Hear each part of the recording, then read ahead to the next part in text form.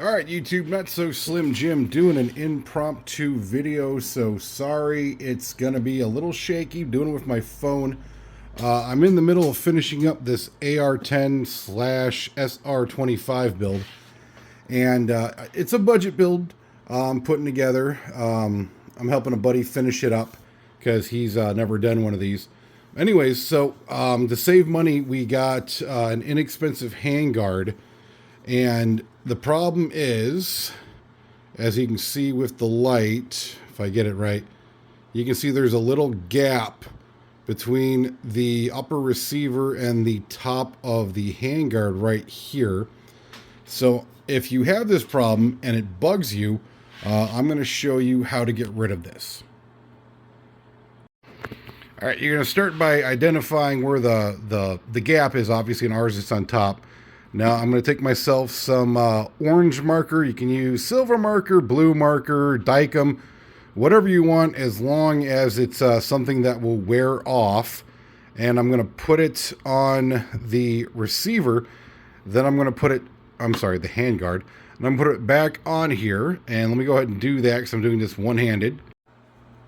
Now that it's on here, I'm going to rotate it back and forth to transfer and see where the paint rubs off. And then from that point, I'm going to know where the contact points are. So let me go ahead and do that. All right, now that we can see where the paint got worn off right there in the bottom, we can take a file and lightly file that. Now you don't want to go too crazy. You just want to take off a few thou at a time and then retest fit it.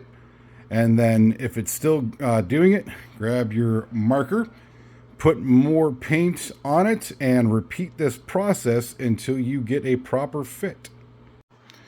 All right, and after about 20 minutes, there is still a very minute gap. But what I was able to do is, after going through multiple times and identifying the high spots, I now have a proper fit all the way around any of the contact points.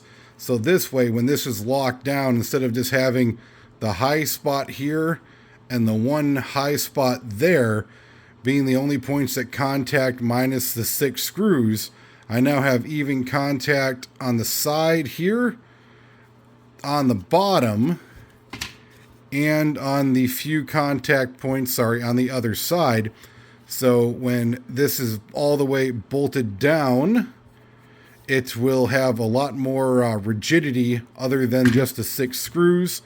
And like I said, there is a tiny bit of gap, which once I bolt it down, most of that will go away, but it's far smaller than it used to be. So that is the quick way of getting rid of this. After you're done and you check everything, if you want to, you can go the extra mile. Throw a little bit of 220 grit lapping compound and just work it back and forth to further get rid of those any little tiny high spots and to fit it in. Clean it off thoroughly, and then you can either use some aluminum touch-up, or you can use just a paint marker, whatever your preference is to clean it up. As usual, you get any questions, comments, or concerns, leave it down in the comment section.